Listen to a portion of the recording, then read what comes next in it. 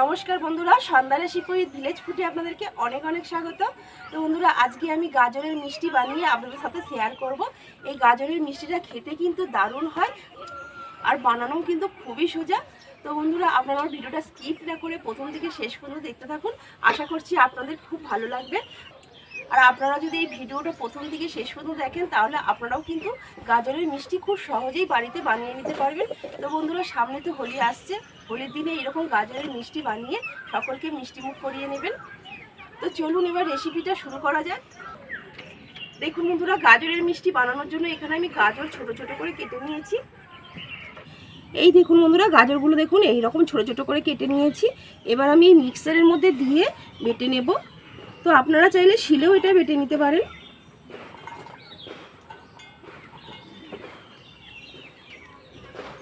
অল্প একটু জল দেব।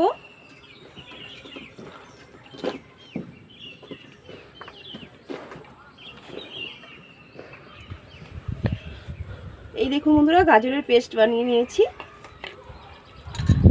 এই দেখুন একবারে মিহি পেস্ট বানিয়ে নিয়েছি।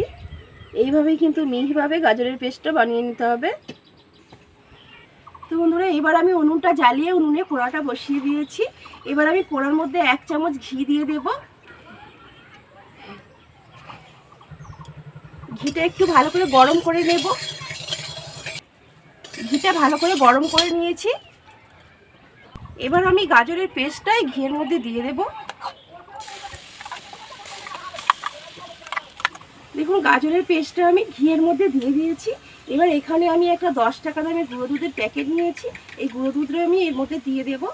তো বন্ধুরা, গলাটা একটু ধরেছে, একটু অসুবিধা হচ্ছে হয়তো আপনাদের শুনতে, একটু কষ্ট করে শুনে নেবেন। গুঁড়ো দুধটা যখন দেব অল্প অল্প করে দিয়ে মিশিয়ে নেব। একেবারে সব গুঁড়ো দুধটা দিয়ে দিলে কিন্তু ডালা পাকিয়ে যাবে। অল্প করে দেবো আর এইভাবে মিশিয়ে নেব।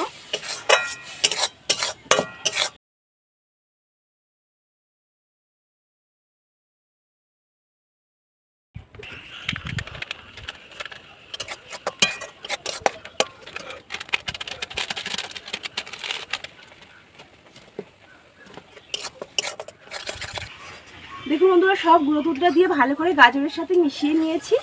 এবার আমি ভালো করে একটু ভেজে নেব।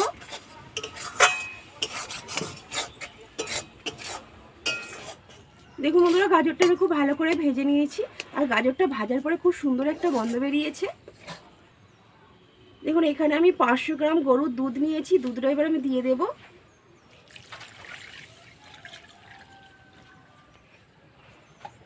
এবার দুধটা আমি গাজরের সাথে খুব ভালো করে মিশিয়ে নেব।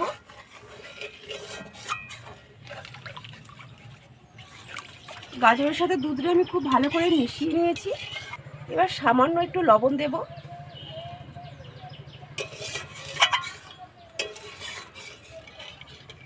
দেখুন এখানে আমি একটা 10 টাকা দামের সুজির প্যাকেট নিয়েছি। সুজিটা এবার আমি দুধের মধ্যে দিয়ে দেব।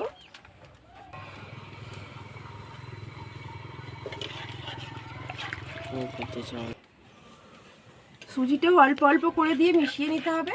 আর এই সময় উনুনের জালটা কিন্তু একেবারে হালকা রাখতে হবে, না হলে কিন্তু তাড়াতাড়ি শুকিয়ে যাবে আর সুজিটা কিন্তু ভালো করে সেদ্ধ হবে না।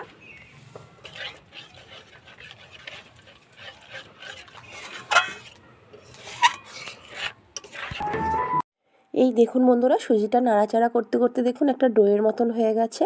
এইটা আমি আর নাড়াচাড়া করে বেশি শক্ত করব না। এবার আমি নামিয়ে নেব।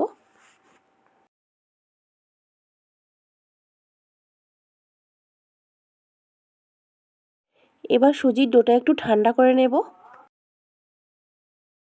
দেখুন বন্ধুরা, ডোটা একটু ঠান্ডা করে নিয়েছি। পুরোপুরি ঠান্ডা করে নিলে কিন্তু হবে না, হালকা গরম থাকতে থাকতে এই ডোটা মাখিয়ে নিতে হবে। আবার আমি 1 চামচ ঘি দিয়ে দেব। দিয়ে ভালো করে এটা হাত দিয়ে মাখিয়ে নেব। এটা কিন্তু ভালো করে মসৃণ করে একেবারে মাখিয়ে নিতে হবে।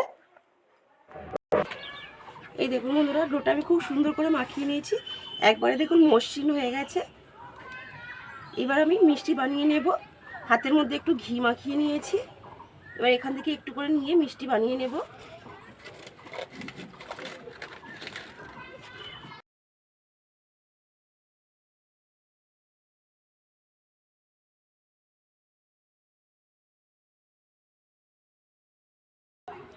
এই দেখুন বন্ধুরা, মিষ্টিগুলো আমি এই রকম করে বানিয়ে নিয়েছি। আপনারা চাইলে আপনাদের পছন্দ মতন শেপ দিয়ে দিতে পারেন। তো এইভাবেই আমি সব মিষ্টিগুলো বানিয়ে নেব। আর দেখুন বন্ধুরা, মিষ্টির গায়ে কিন্তু একটুও ফাটার দাগ নেই। এইরকম মসৃণভাবে কিন্তু মিষ্টিগুলো বানিয়ে নিতে হবে।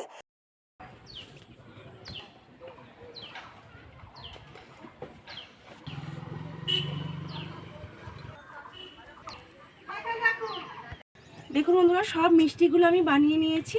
এবার আমি মিষ্টিগুলো তেলে ভেজে নেব।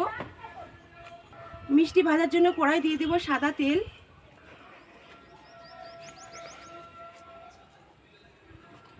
এবার তেলটা আমি খুব ভালো করে গরম করে নেব। তেলটা খুব ভালো করে গরম করে নিয়েছি।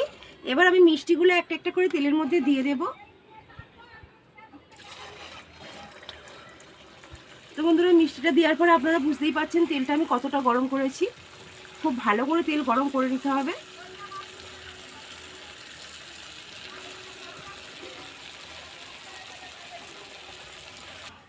তো বন্ধুরা, মিষ্টিগুলো দেওয়ার সাথে সাথে কিন্তু খুন্তি দিয়ে নাড়াচাড়া করবো না, তাহলে কিন্তু মিষ্টিগুলো ভেঙে যাবে।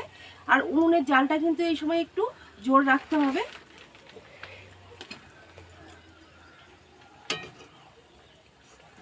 এখন একেবারে খুন্তি লাগাবো না, এইভাবে একটু তেলটা শুধু নাড়িয়ে দেবো কড়াটা ধরে। যখন মিষ্টিগুলো তেলের উপর ভেসে উঠবে তারপরে খুন্তি দিয়ে নাড়াচাড়া করব। এই দেখুন বন্ধুরা, এইভাবে নাড়াতে দেখুন মিষ্টিগুলো তেলের উপর ভেসে উঠেছে। এবার উনুনের জালটা একটু কমিয়ে দেব। এবার মিষ্টিগুলো খুন্তি দিয়ে উল্টে পাল্টে একেবারে লাল করে ভেজে নেব। এই দেখুন বন্ধুরা, মিষ্টিগুলো একেবারে ব্রাউন কালার করে ভেজে নিয়েছি। এবার আমি তেল থেকে ছেঁকে তুলে নেব। বাকি মিষ্টিগুলোই একইভাবেই ভেজে নেব।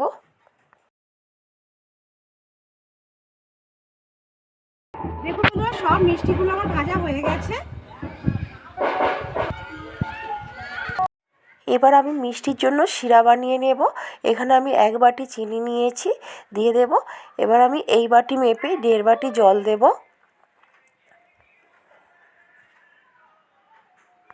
তিনটে এলাচ ফাটিয়ে নিয়েছি, দিয়ে দেব। এবার আমি 5 মিনিট ফুটিয়ে নেব। 5 মিনিট ফুটিয়ে নিলেই চিনির শিরা রেডি হয়ে যাবে। দেখুন বন্ধুরা, চিনির শিরাটা 5 মিনিট ফুটিয়ে নিয়েছি। চিনির শিরা পুরো রেডি হয়ে গেছে। এবার আমি চিনির শিরাটা উনুন থেকে নামিয়ে নেব। এবার আমি মিষ্টিগুলো চিনির শিরার মধ্যে দিয়ে দেবো। মিষ্টিগুলো কিন্তু দেখুন হালকা ঠান্ডা হয়ে গেছে। এই গরম শিরার মধ্যে মিষ্টিগুলো দিয়ে দেবো।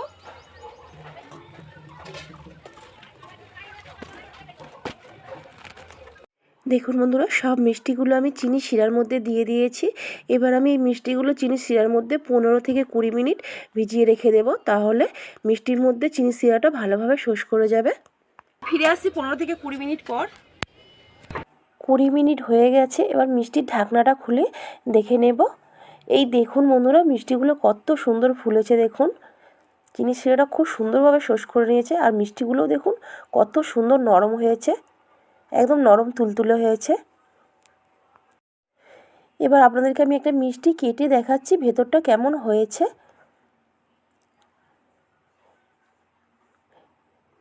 এই দেখুন বন্ধুরা, আমি মিষ্টিটা কাটতেই আপনারা বুঝতে পারছেন যে মিষ্টিটা কতটা নরম হয়েছে। আর এই ভেতরটাও দেখুন কত সুন্দর হয়েছে। একেবারে দেখুন রস দেখুন ভেতর পর্যন্ত শোষ করেছে। এবার আমি মিষ্টিগুলো প্লেটের মধ্যে তুলে নেব।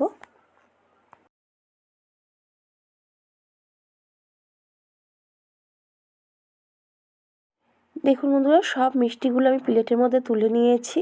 আর দেখুন গাজরের মিষ্টিটা দেখতে কত সুন্দর লাগছে দেখুন। এবার একটু খেয়ে আপনাদেরকে বলছি খেতে এটা কেমন হয়েছে।